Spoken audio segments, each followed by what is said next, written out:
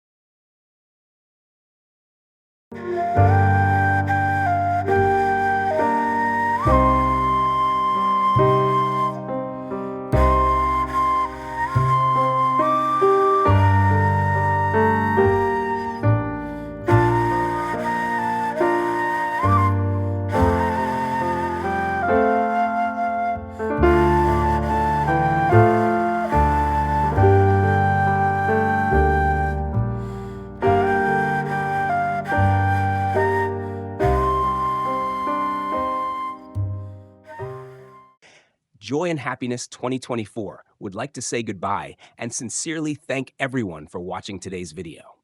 If you found the content interesting and helpful, please don't forget to like, share, and leave a comment.